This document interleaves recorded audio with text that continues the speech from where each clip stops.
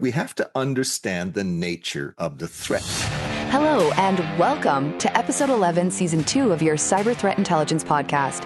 Whether you're a seasoned CTI expert, a cybersecurity professional, or simply curious about the digital battlefield, our expert guests and host will break down complex topics into actionable insights. On this episode of Season 2, our host Pedro Kertzman will chat with Andrew Ginter, who is VP of Industrial Security at Waterfall Security Solutions, where he advises the world's most secure industrial enterprises. Before Waterfall, he led the development of industrial products at HP, IT/OT middleware products at Agilent, and the world's first industrial CM at Industrial Defender. Andrew is the author of 3 books on industrial or OT cybersecurity, with 35,000 copies in print, and contributes regularly to industrial security standards and best practice guidance. Over to you, Pedro. Andrew, thank you so much for joining the show. I'm really happy to have you here. I'm delighted to be here. Thank you for inviting me. Awesome. Andrew, I think it's fair to say, based on your experience, this is going to be more like an appetizer to the listeners and of course, I'm going to put all like the sources that can go and really dig into the awesome material that you have online, all your research, so many papers, and oh my God, like so many content. But unfortunately, we don't have hours or maybe even days to go over so many content. But I'm sure we're gonna dig into some of the most interesting topics for people like to really start researching about so many of the vast knowledge you have around ICT and OT security. So if we can jump into it. So you teach cyber risk analysis to graduate students, right?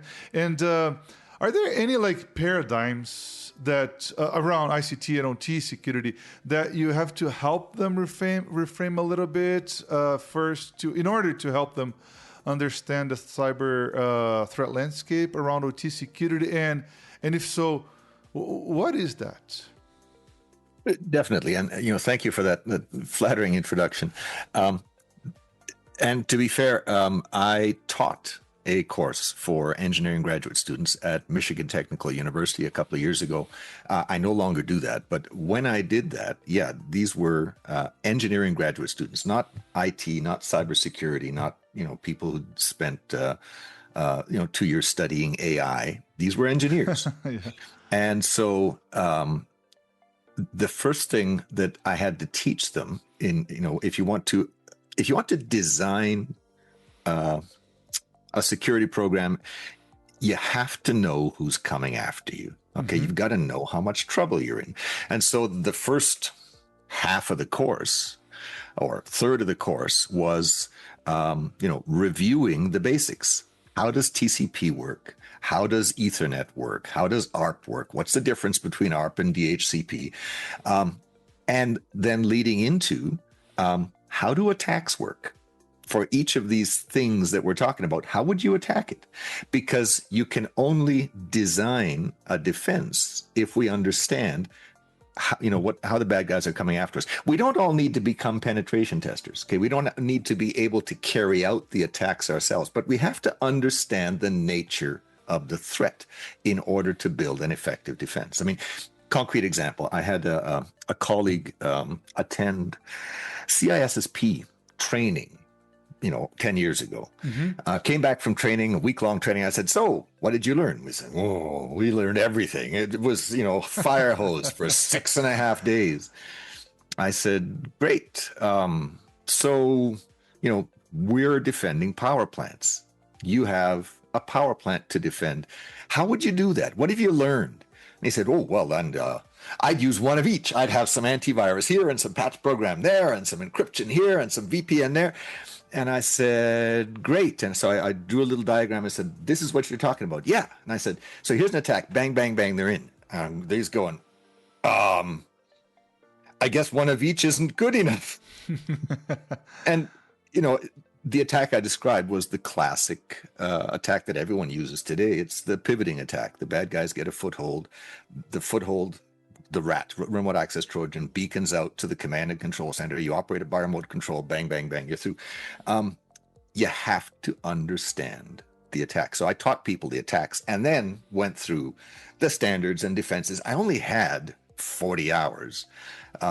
But yeah, it started, the first third of the course was understand the threat.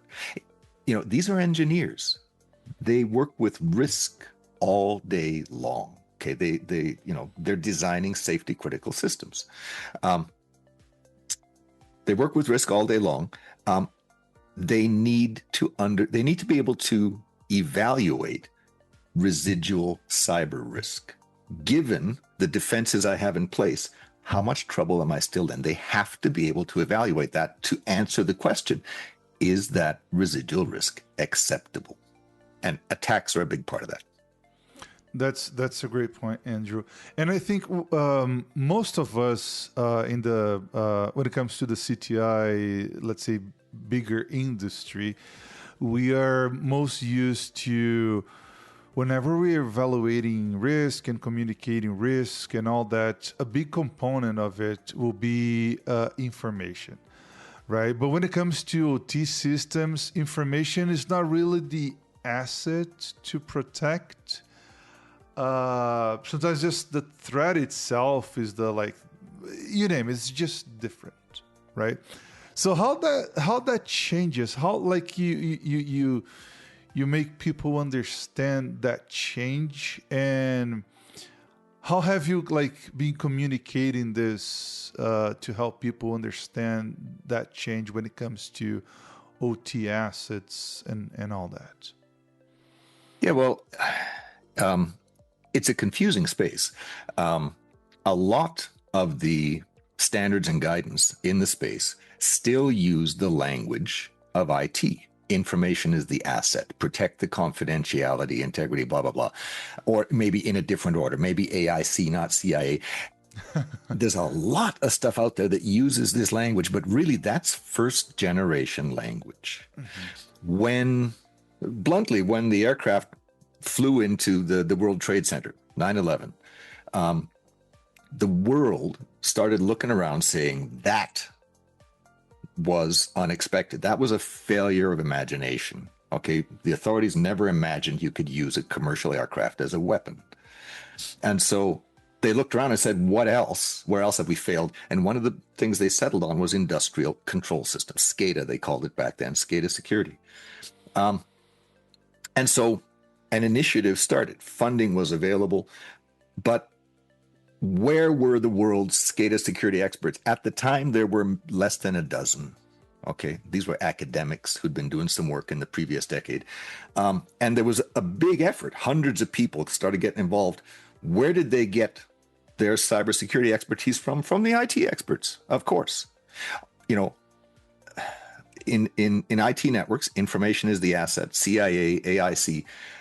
Second generation said, thank you, that was good. It's been a hard fit. Let's rethink this.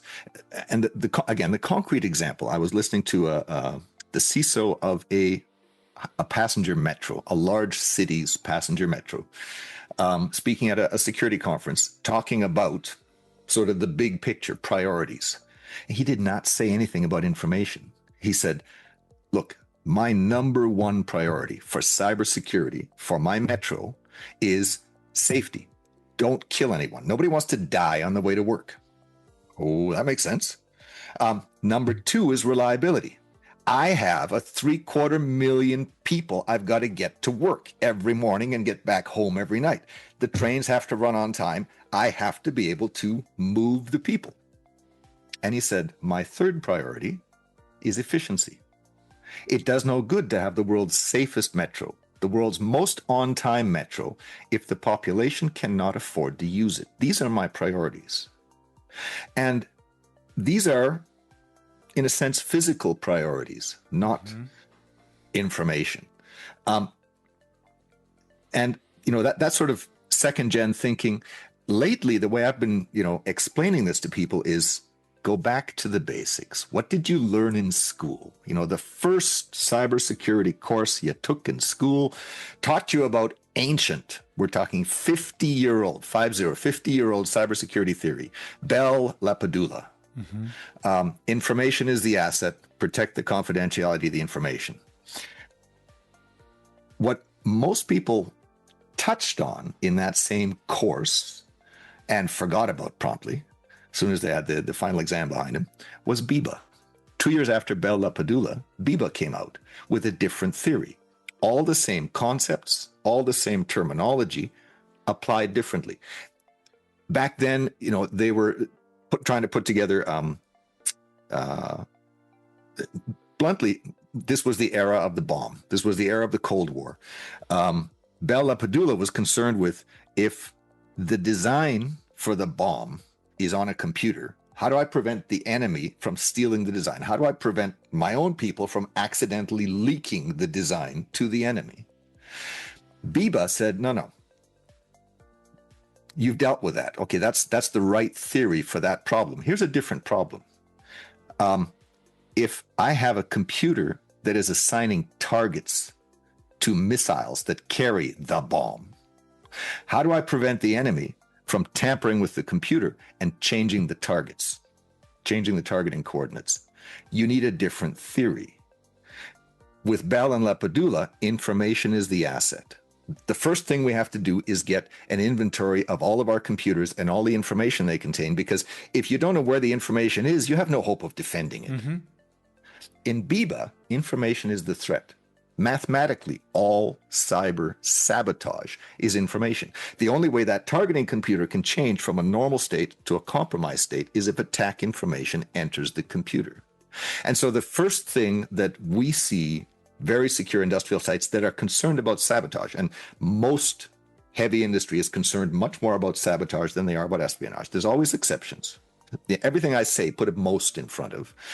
Most heavy industry is concerned about sabotage. The first thing they do is not ask, where is my information? I need to protect information. No. They say, where is the attack information coming from? And in particular, where does it cross a consequence boundary? A connection between a network with acceptable worst case consequences of compromise. I leak all of my employees' names into the internet. It's undesirable. It might be material. I might have to report it to the regulator. But it's not going to put me out of business. Whereas when you cross that boundary into the targeting system or into a power plant and you destroy 3 turbines and the plant is down for, 2 years, because that's how long it takes to build and replace a turbine. Now you've crossed into a network whose worst credible consequences of compromise are completely unacceptable. And at that consequence boundary, the first question that I see heavy industry asking is, where do I have information crossing a consequence boundary into my system? That is what I need to worry about first. Those are, a complete inventory of those information flows is also a complete inventory of attack vectors. And to the greatest extent possible, I need to control those attack vectors. Eventually, I need to do an asset inventory as well. But the first thing I care about is the movement of information. Information is the threat. Attack information is the threat. Understand how it moves. That's a very good point, Andrew. And it brings me to listening your detailed story about like how this moves from one reality to the other. It also made me think to one of the main struggles I think it's fair to say, a lot of CTI teams and CTI analysts is how they start creating more, start speaking the language of leadership and boards and making them understand, talking about the business language, talking about business reality and all that. What you just described, for example, it's really hard how can you quantify the problems if you leak employee data? Simple to describe the business implications if you destroy a turbine, right? Like 2 years of stopping, you name it. It's way simpler to describe. So have you seen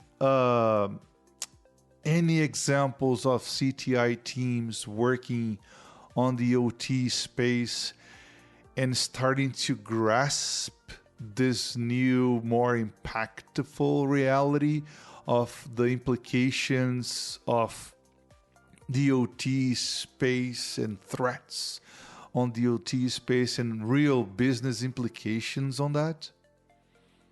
Yeah, so a couple of things. One is I just finished reading The Boardroom CISO. I recommend it if you want to get the author on the show.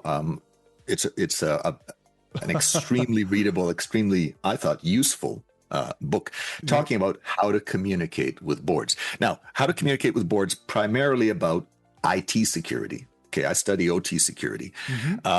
But a lot of really good ideas about you got to speak the language of the board. The risk is not that we have 73 unpatched vulnerabilities. The risk is that the new initiative, whatever we have, fails because of. So you got to speak the language of the board. They don't care about vulnerabilities; they care about business risk. Absolutely. And more specifically on the OT side, a lot of the time, the worst credible consequence on an OT network is truly unacceptable. Okay, we're talking, high-speed trains collide, hundreds of people die, mass casualty event, completely unacceptable. And when I work with teams that deal with these scenarios, they do really good work. Okay, the universal approximation. Okay, it's an approximation. The universal approximation that everyone uses for risk is likelihood times consequence or impact, whatever you want to call it. And when I see people working on the high end of risk, they go, no. Okay, high end threats are not random. Okay, Iran is not targeting, water systems in the United States at random. Russia is not targeting Poland at random. Okay, the high end of cyber threat especially to critical infrastructure is systematic. Targeting is not random. There might be random elements in the attack. Different people, attackers, take different first steps or second steps. The defenders might take different first steps or second steps. There is human actions, human error in particular, can be reasonably modeled as a random process. But sophisticated attacks eliminate that randomness, eliminate that human error with repetition. If me, Andrew, the idiot, does not click on the first phishing link that they send me another 73, and sooner or later, I'm going to click on one of these because I'm just not that clever. You eliminate randomness with repetition. I mean, think about it. High-end ransomware hits a shoe factory, a small shoe factory, 30 machines, 10 employees. What happens? It goes down. They have to pay through the nose to bring gurus in to clean everything out, restore from backup. If they said, "Oh, this was really unlucky," okay, likelihood assumes probability. Probability demands randomness.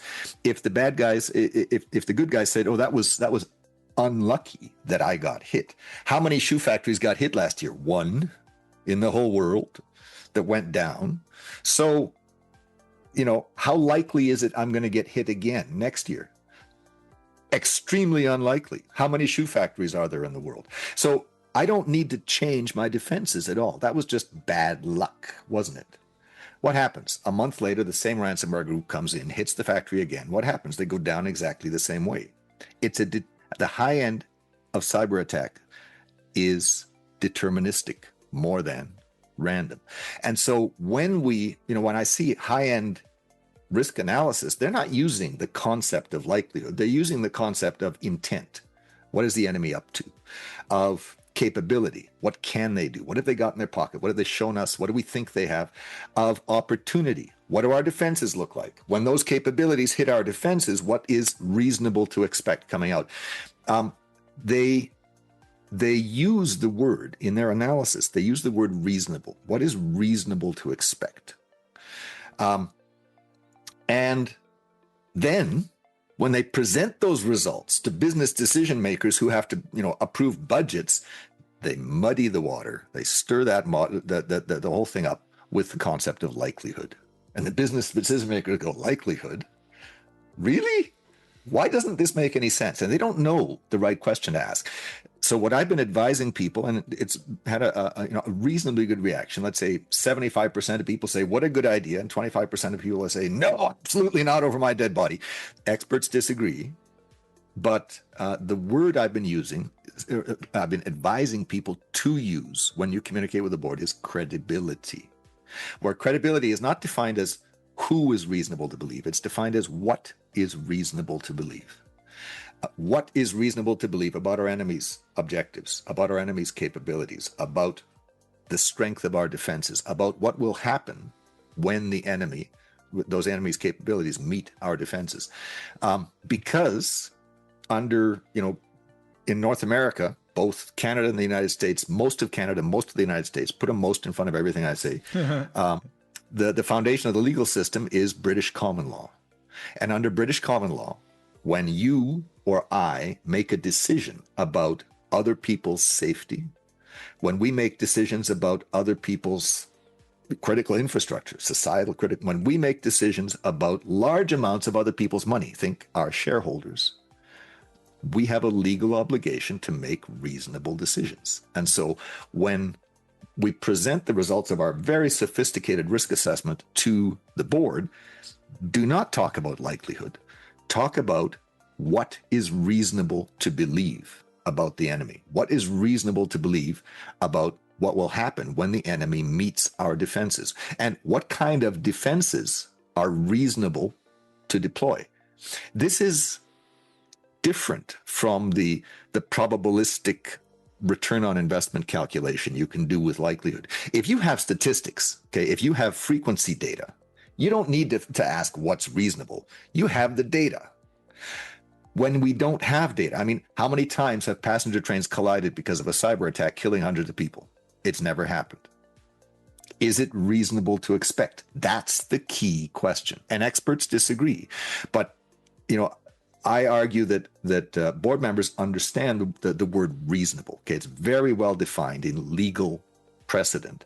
A reasonable decision is a decision that any other normal person skilled in the art would have made had they been sitting in your shoes at the time you made the decision. This is legal precedent. So they understand that we need to put reasonable defenses in place for credible threats.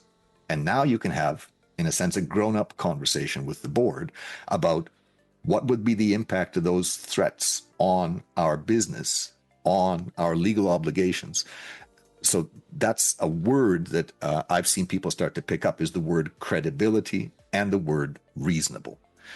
I'm working on a new book. I've written 3 so far. My 4th, the working title is A CISO's Guide to OT Security. And the subtitle is Reasonable Responses to Credible Threats. Well, that was a lot of information, but that definitely goes way deeper than I thought on my question. Thank you. So you're also, I read a lot of reports you helped put out there about all sorts of records around impact on OT attacks and all that. One thing I wasn't so sure, I'm sure you're probably the best person out there to ask this. It felt sometimes that the number of incidents might be getting thinner a little bit, but maybe more impactful, like more bigger incidents, but not as many. Does it sound about right? And I could be mistaken, by all means. But if so, what does that mean to, especially for CTI teams trying to make sense of the threats out there to OT space, how to proactively help their security defense teams to protect against those threats, and if they cannot find how people are targeting them and all that, how to defend against those threats? Yeah, so there's a lot of questions in there. Let me start with Waterfall puts out a report every year, free of charge. You're free to download, and the report is unique in the industry in that we use a public data set. The entire data set's in the appendix of the report. It wasn't quite in the appendix of the report this year because it was quite a large data set. And so we put this year's data set in this year's report. We put everything back to 2010 in the appendix of the previous year's report. Every few years, we'll repeat the entire data set, but it's a lot of data. Mm-hmm. And what we do is, unlike a lot of people who follow the threat actor, what are they up to? What are their motives? What are they capable of? A lot of them follow attacks. What have we seen, coming across the internet in the wild? We track breaches. And, we did this deliberately. I talked about the high end of risk teams doing very sophisticated analysis. They don't need this threat report. We designed this threat report for mere mortals who have to try and squeeze a little budget for some cybersecurity. And they were having trouble doing this because the threat information that was out there was just not credible to business decision makers. I saw one report back when we did our first, and it was from a large ISP that managed firewalls, internet-facing firewalls for critical infrastructure. They said, we defeated 8 billion attacks on critical infrastructure last year. And I'm going, really? 8 billion? What the heck does that mean? I read the report. It didn't say what it meant. My best guess was, they manage firewalls, internet-facing firewalls for power companies and water utilities. And they counted every dropped packet as an attack. That's my guess. Oh, I'm going, nobody's going to believe this. You can't use this data to spring the money loose. And so we went to the other extreme. We said, here is irrefutable data. Here are all of the attacks we could find this year. We do this annually, that were in the public record. No confidential disclosures. Okay, this is a public data set. In the public record, heavy industry and critical industrial infrastructures that caused physical consequences, not stole some money, not could have shut the plant down but didn't, not we had to fail over to manual operations, the public never noticed, caused a physical consequence. Okay, the plant flooded and we had to bring in a cleanup crew. The plant burned down. We had to lay off 3,000 people. These are physical consequences. So public report, physical consequence, heavy industry. And now we have a data set that you can look at and say, see, it's real. And again, every incident, there's a link in the appendix. You can click on the link. You can go to the front page of the New York Times. You can read the report yourself and decide whether you thought we made the right call, including it in the data set or not. It's out there now. And, to your point, yeah, we're talking small numbers of attacks. I mean, beginning of the data set, 2010, heavy industry, physical consequence, deliberate attack, not errors and omissions, in the public record. How many incidents were there? There was one. It was Stuxnet. Really? What about 2011? It was 0. This was the era of Havax. It was the era of Dragonfly. They were stealing information from industrial OPC servers. Didn't shut anything down. For the whole decade, we're bouncing around between 0 and 5 attacks. Okay, the biggest was NotPetya. Hundreds of sites went down, most of them IT, some of them physical operations. Okay, I think it was Hershey shut some plants down. Merck Pharma shut down 4 plants, a $1.4 billion impact. Maersk Shipping, largest container shipping company in the world, was shut down for 6 days. We counted it as one attack because it was one action on the part of the adversary. They put a piece of wiperware in, disguised as a security update in one place. So the whole decade bounced around between 0 and 5, and then it changed. This decade, we've been bouncing around between about 50 and 80 attacks or breaches per year, most of which affect multiple sites. Okay, the biggest last year was Jaguar Land Rover, estimated impact of something like $800 million US dollars. Estimated impact on the UK economy of 2.5 billion, but actual losses to Jaguar Land Rover were closer to 800 million. So some very big incidents. Again, still small numbers, but sort of two big conclusions. One is when we're asking about what is credible, we have to go look at the data set, because anything that has happened to someone like us is reasonable to expect will happen again in the future. That's what credible means, reasonable.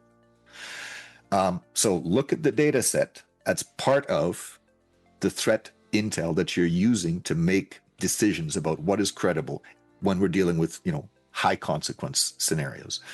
And the second thing is what we saw at the turn of the decade is a step function. We went from more or less flat up to more or less flat at a new level. And most of these attacks, saying between 50 and 80 is a bit of a misnomer. Most of the attacks affect multiple sites. We're talking hundreds of sites were affected every year. But we went a step function from 0 to 10 up to 50 to 80. The next step, I'm convinced, the next step is upon us, and the next step is AI. Okay, Mythos is finding 0 days at a ridiculous rate. I mean, Firefox put out a news report saying, thank you, Mythos. You helped us find 257 0 days. Everybody should install the update. Do it now.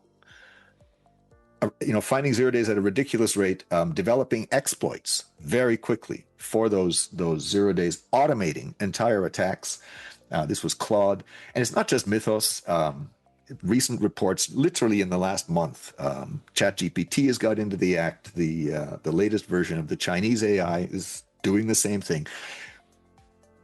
I have not seen the data yet in the public record. I'm guessing it's going to take 12 to 18 months before it hits OT. But I'm guessing that 2 years out, we're not going to be at 50 to 80 breaches per year anymore. We're going to be at a new level. And I don't know what that level is going to be, but I'm cautioning, Waterfall's customers, I'm cautioning the entire industry. The era of AI-based 0 days is upon us. And we need to take reasonable measures to prevent unacceptable outcomes in our critical infrastructures. I'm glad it's not only me, it's a big difference, and it's super impactful for sure. So many new incidents, the most recent one on the water plants in the US, that was, like you mentioned, not a statistical coincidence. It was just pure and simple intent. Andrew, any final thoughts for the listeners? No, I mean, you mentioned some resources, a couple of things. The Waterfall Threat Report is out there. It's free of charge. I'm on LinkedIn. If you have trouble finding anything, just reach out to me. I only get a couple of messages a day. I'm not swamped. I can answer you. It might take me a few days, but I'll get back to you. And I write books, but I work for Waterfall, and Waterfall sells technology, not books. And so if you'd like my latest, go on the Waterfall website. You can ask for it, or just connect with me on LinkedIn, and I'll get you the URL. We give these books away at conferences, and if we can ship them to you as well. The title of the book, if you're curious, it's all about OT security. It's Engineering Grade OT Security, which is got information in there about threats, but it's also the third generation. It's describing the third generation approach to OT security. I described the first gen, which is basically do it the IT way. Information is the asset. I know it's a hard fit. Try harder. The second generation was no. Information is the threat. Control the movement of information. The third generation is the cyber-informed engineering initiative. It's focused on resilience, which is talking about a number of things. It's a new way of looking at the problem. But let me just give you just one example. If you were a technician in a power plant, old school, coal-fired power plant, coal dust is blown into a furnace. It ignites almost instantly, heats a massive boiler. We're talking 6 stories tall and almost as big as wide. The steam goes into a steam turbine, turns the turbine turns a generator, power comes out. You're the technician responsible for 6 of these massive turbines. You calibrate the instrumentation, you replace the instruments when they fail. These turbines are your baby. You work 8 hours a day within the kill radius of a worst case boiler explosion. How would you like to be protected from a cyber attack that overheats all the furnaces under all of your boilers at the same time? Would you like a mechanical overpressure relief valve, spring-loaded, where if the steam pressure is too high in the boiler, it forces the valve open, against the spring deforms, the steam escapes, and there's no explosion? Or would you like a longer password on a computer controlling the furnaces? The gurus say, Andrew, you're trying to deceive us. You're asking the wrong question. They say, I want the overpressure relief valve. It has no CPU. It's deterministic. Okay, it has a mathematically modelable mechanical failure rate. I need 4 of these because these things age. There's corrosion. There's metal fatigue. I need 1 of them on each boiler to work to save my life. And I want the longer password on the computer. And I want an absolute boatload of cybersecurity on the side, because this is my life on the line. This is cyber-informed engineering.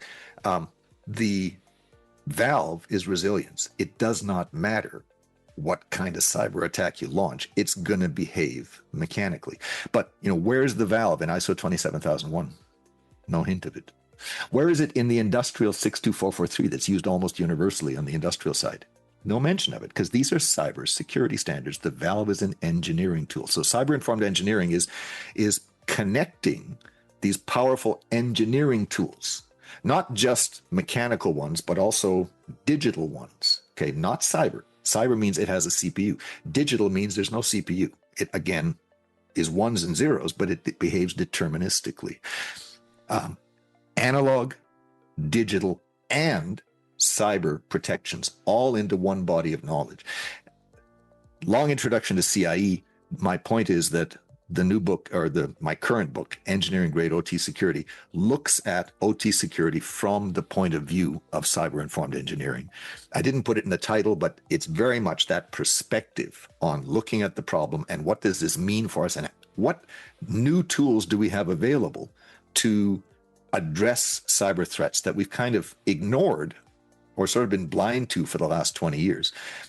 Powerful tools, deterministic tools that we're going to need in the era of 0 days. So, like I said, if people are interested, drop you a note, drop me a note, and I'm happy to get them a copy, courtesy of Waterfall. Amazing. Andrew, thank you so much for so many insights and for coming to the show. And I hope we'll see you around. Thank you. Indeed. Take care. Thank you so much. Bye-bye. And that's a wrap. Thanks for tuning in.